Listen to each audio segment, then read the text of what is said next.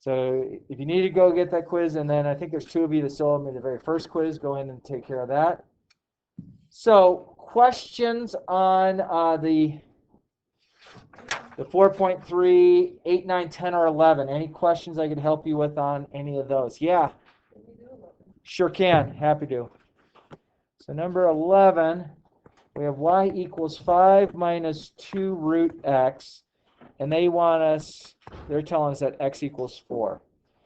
Okay, so determine the x values of the given graph. F of x has determine all the x values where the graph has horizontal tangents. Okay, so where the derivative is equal to 0. Oh, wait. No, I read the wrong one. Write the equation of the tangent line of the curve at the indicated point. Okay. So first thing I'm going to do is I'm going to rewrite the function to where I have x to the 1/2 power. The 1/2 power, so the square root of x and x to the 1/2 power are the exact same thing. Okay, that's one thing we have to know. So first thing I'm going to do is I'm going to plug x equals 4 back into the original. And that's going to establish my point. So I get y equals 5 minus 2, and then square root of 4 is 2, which is y equals 5 minus 4.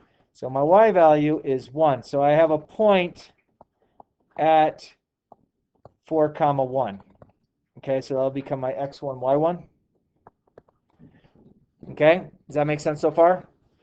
Then I have to do the derivative of this. Okay, so I'm going to go y prime. The derivative of 5 is nothing, so we're not even going to write it.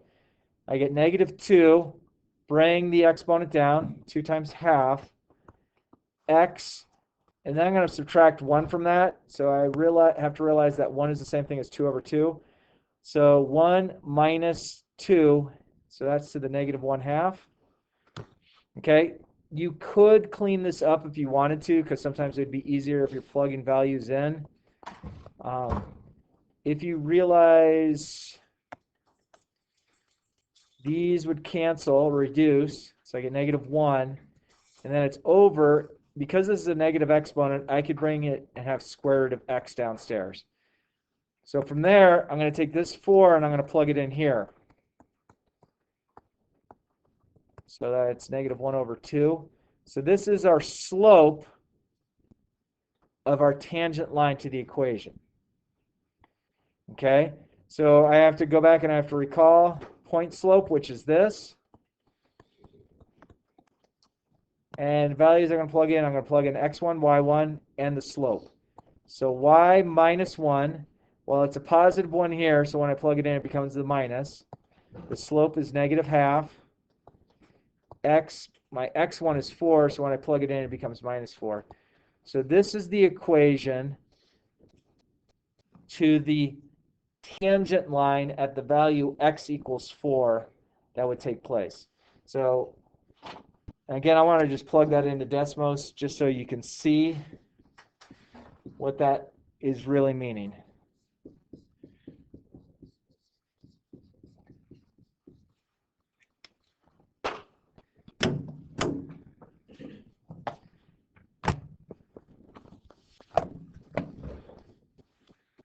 All right.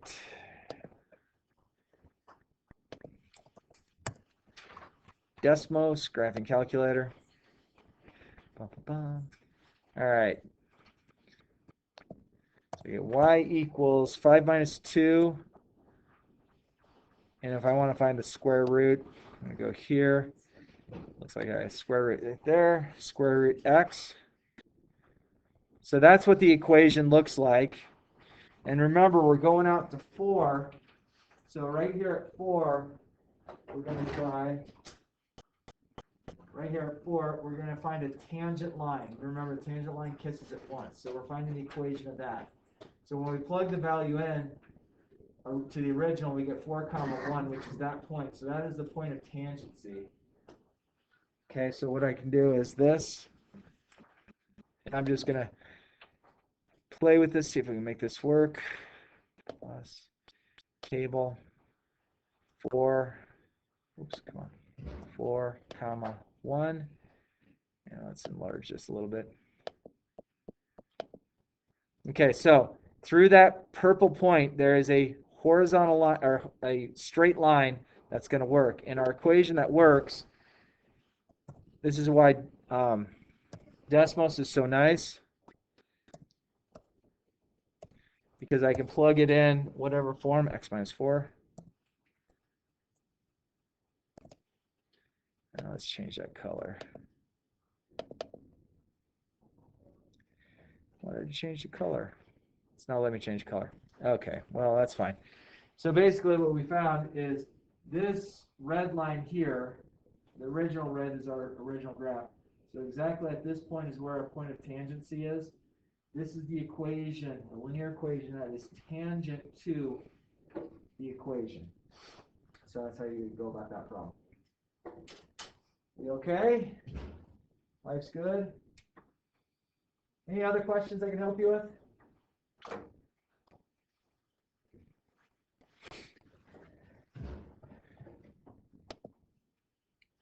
Pretty solid. Okay, so you can jot these notes anywhere. I just want to make sure. So we're going to work on the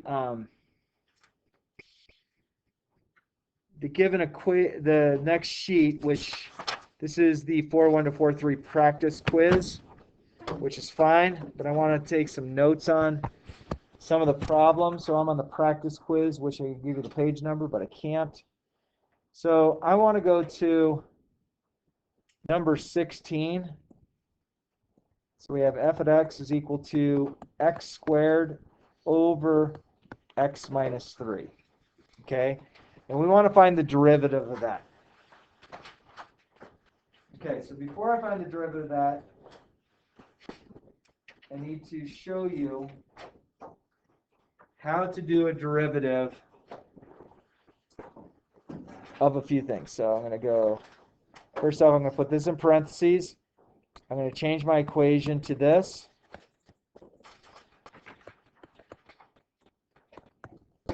Okay, and by me doing that, now I don't have a negative denominator.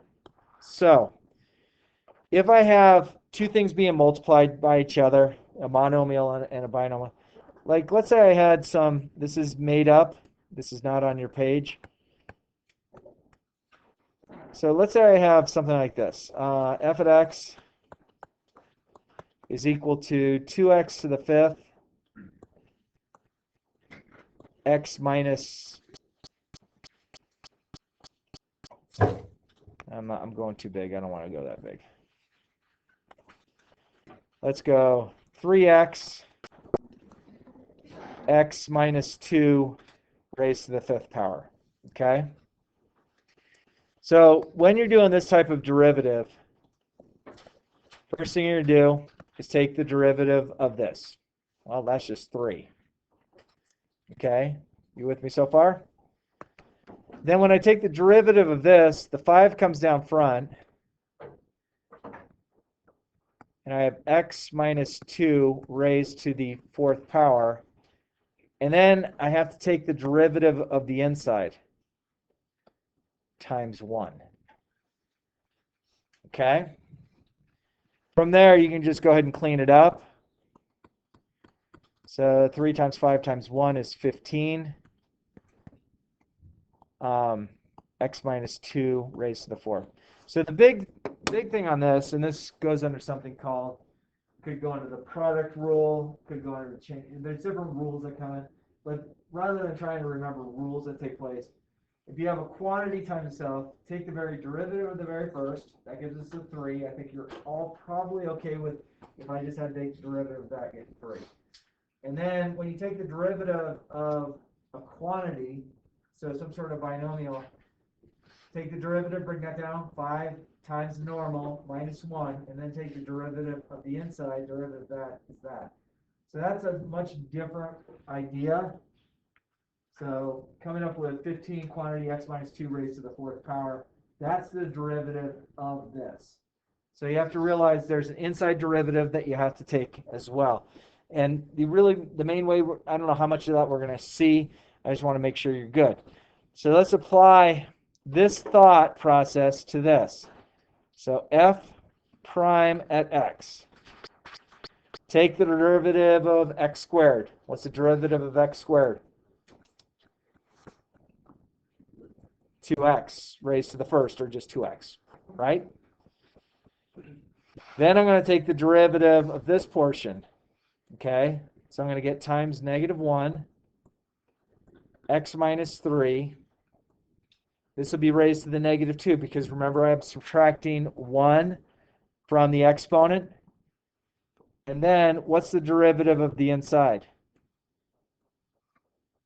Well, what's the derivative of x? 1. So f prime at x is equal to 2x times -1, that's -2x times 1. So I get -2x, x minus 3 raised to the -2 power. Okay, so this is a different way of looking at a derivative. Okay, so that's number 16, how you would do that one. Okay? I was just looking for any that were kind of complex. If you come across one like number 15, you have y equals x plus 3, x squared minus 2x. You're going to do it this way. It's going to be, in order to find the derivative, it's the derivative of the first times the second plus the derivative of the second times the first. Okay? So this is the first. What is the derivative of the first? What's the derivative of x plus 3? What's the derivative of x? 1 times the second. Notice I didn't do anything to it. Okay? And then I'm going to go plus. What is the derivative of the second? What's the derivative of x squared?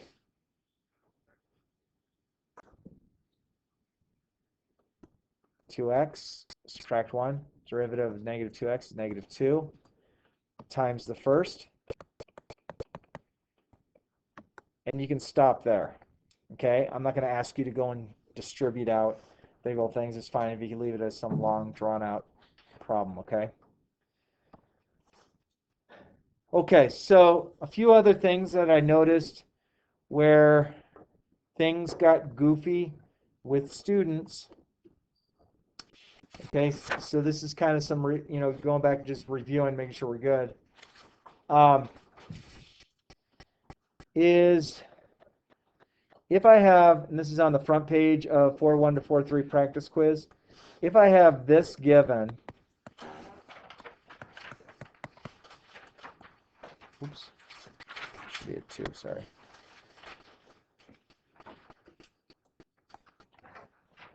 Then I have this.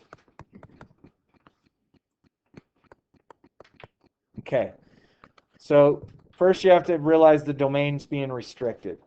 Okay, so for letter A, what is the limit as x goes to -1 from the negative side? Okay, so this means coming from left to right. Okay, coming from left to right.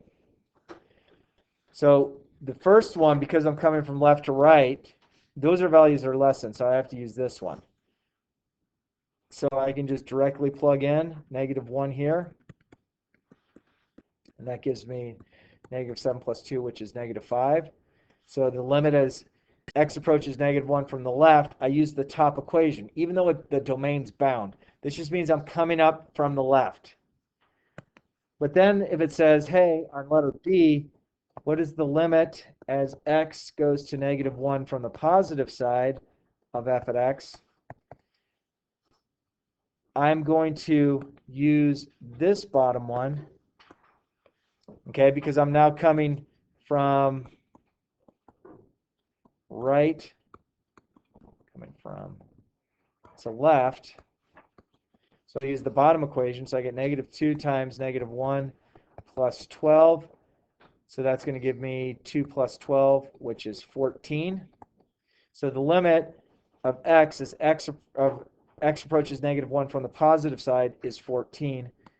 So what can you guarantee me with letter C? And why can you guarantee it?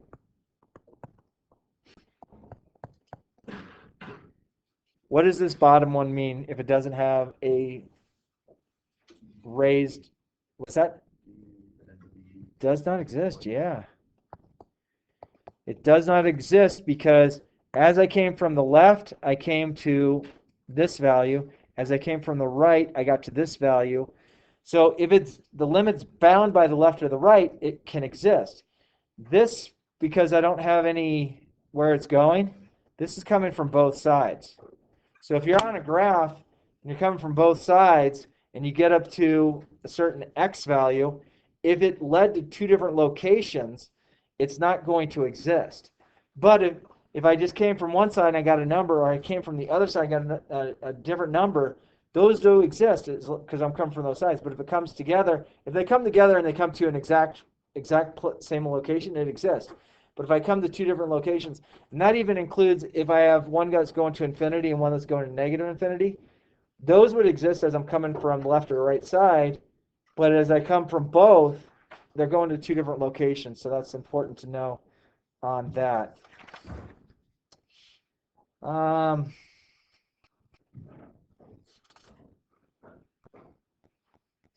then I want to just jump on. This is on the back side. It's letter E. So we have the limit as x goes to infinity of 10x squared plus 9x plus 2 over 2x squared plus 5x plus 3. So that one might be a nightmare to factor, okay? But in the world of geometry, or Algebra 2, if my exponent, my highest exponents on top and bottom are the same, then you look at your lead coefficients. So that means that the limit as it approaches this is 10 over 2. 10 over 2 reduces to 5. So what would happen if you were graphing this, basically at 5, you have an asymptote that's taken place. But regardless of what this graph is doing, you know, this graph could do something like this. It could look something like this. I don't know exactly what it looks like.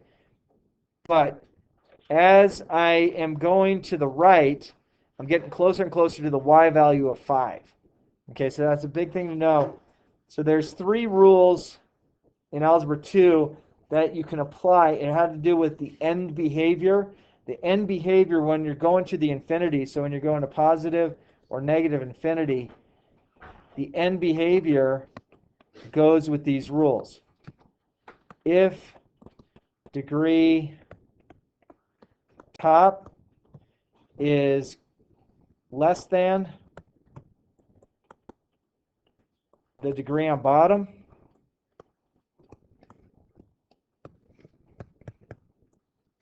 okay, so an example of this, that was a good neck crack, by the way. So let's say I had something like this.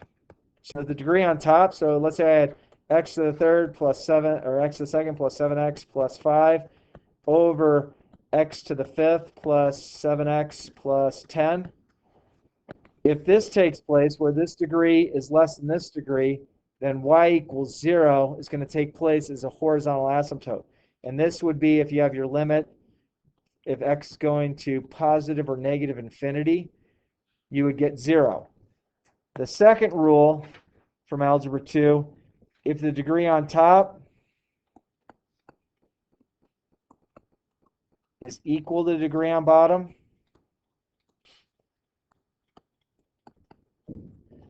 so an example of that would be f of x is equal to 3x to the fifth plus 7x plus 2, 10x to the fifth plus 5x squared plus 2x plus 3. If you had something like that, what you're going to do is say, okay, these, my highest exponent, whatever order they're in, Those are my highest exponents. I'm going to look at my lead coefficients. So y equals 3/10. And again, that's going to work when you have the limit as x goes to either positive or negative infinity. Again, that's the end behavior. The third rule is if the degree on top is greater than the degree on bottom, you're not going to get a limit. Okay? There's not an end behavior. So the third thing is if top is greater than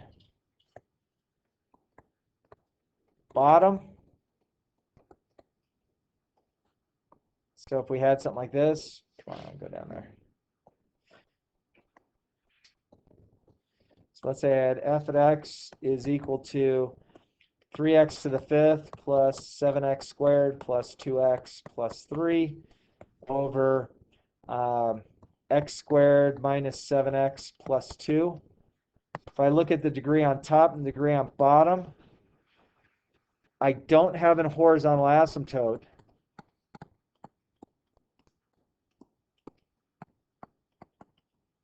So that means that my limit as x goes to positive or negative infinity doesn't fall into the same rules. So this is one I would look at the graph, and if it goes up in the direction you're looking, it's going to infinity. If it goes down in the direction you're looking, it's going to negative infinity. Okay, so those are just a couple of little tricks that can indeed take place, and they do take place. But again, as far as the depth of derivatives, we're not so saturated on what the derivative is, but we can do that. So I would like you all to do the 4.1 and the 4.3 practice quiz. Now, friends, we supposedly have snow coming Tuesday, Wednesday, yes? We're all hoping for the phone call at night that says we don't have school the next morning, so we get to turn the alarm off, stay nice and warm, and then go play in the snow, right? So if that happens, what I just do for Tuesday or Wednesday, or both or one or the other, then I would just whatever. If we get tomorrow off, that I just move the first part of 4.5 to Wednesday. We have both days off. Then Thursday, Friday, I do 4.5 to 4.5. So, yeah. You think we're gonna have both days? That'd be awesome. Have a weekend in the middle of the week. I wouldn't complain. But hey, we live in Colorado, so we get the benefit. Living in Arizona, I had one day off from kindergarten till 12th grade. I was in elementary school. We had one day off. You want to know why we had one day off? This kid that I knew, his dad flipped out, barricaded himself in the house, and it was right across the street from the school. It was like, so of course, what did we do? Day off, we all rode our bikes to go check it out. Cops everywhere. So we're all thinking, whoa, this is cool. Oh, that guy. Ooh, look at that guy. So, isn't that Tom's house? Yeah, that's Tom's house. Oh, man, that's crazy. So, How did it end? What's that? How did it end? He gave up at around 4 o'clock in the afternoon. So we sat there from about 9 o'clock in the morning to 4 o'clock in the afternoon. He said, well, this is great. We're all sitting on our bikes like this. This is great. This is great. And then you get one kid to ride around a little bit and come back, oh, yeah, I saw something over there. Oh, that's cool. All right. What was his birthday? Something going on in his life that we were not made aware of. Or you just want to see what happens? Well, yeah, it's, it was the first time we had a day off school for something going on. We heard of these snow days everyone was getting, and we never got it in Arizona. All right, so you have the remainder of the period to bust out on that. What I will do right now, too, if I open, I'm just going to, the last quiz was due, I'm just going to have it enabled. I highly encourage you not to wait until, May 10th to get it done, because you all know that senioritis is real, and the longer you wait, the longer it's going to be like, oh my gosh, oh shoot. So, and I don't think I have any quizzes planned this week. So